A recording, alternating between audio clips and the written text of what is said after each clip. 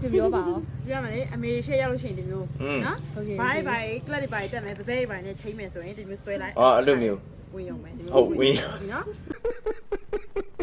ဗါလေအမေရှေ့ရောက်ရင်ဒီမျိုးဆွဲချမယ် ဟိုဘာဝင်တာတော့ ဘာ ဟာ တက်မယ်ဒီဇိုင်းနဲ့တွေ့မယ်ဆိုရင်ဒီမျိုးဆွဲလိုက် ဟုတ်ဆို2 in 1ပေါ်မှာဟလား တဲ့2 in 1ဒါဆိုရင်ဈေးရတဲ့တက်နဲ့3000ပဲနော်ဝယ် တန်တော့တန်တယ်ဗျာ ခါကန်လို့ရတယ်နော်ဘဲရှိရင်ဝယ်ပေါ့နော်မှလည်းဘဲရှိတော့ဝယ်လိုက် ဆို idea လေးမိုက်တယ်ဗျာဆိုမိုက်တယ်နော်ဒါဟိုဘဲရှိရင်ဝယ်မဟုတ်ဒါဘဲတွေကပဲ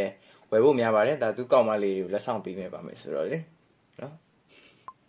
ပြဘလို့လေးလဲပြောပါဦး ပြရမယ်လေအမေရှေ့ရောက်လို့ရှိရင်ဒီမျိုးနော် ဟုတ်ကဲ့ ဘာဘာကလပ်တွေဘာတက်မယ်ပပဲဘာနဲ့ချိန်မယ်ဆိုရင်ဒီမျိုးဆွဲလိုက်ခါလေ ဝင်ရော ဒီလိုဝင်ရုံပဲဟုတ်ပြီနော်ဗါလေအမေရှေ့ရောက်ရင်ဒီမျိုးဆွဲချမယ်ဘာဘာတက်မယ်ဒီဇိုင်းနဲ့တွေ့မယ်ဆိုရင်ဒီမျိုးဆွဲလိုက် ဟုတ်ဆို2 in 1ပေါ်မှာဟလား တဲ့2 in 1ဒါဆိုရင်ဈေးရတဲ့တက်နဲ့3000ပဲနော်ဝယ်နော်ခါကန်လို့ ခဲကန်လို့ရတယ် နော်ဘဲရှိရင်ဝယ်ပေါ့ ကဲမလို့တွေနော်ဝယ်ပေးကြလိုက်ပေါ့နော်အေး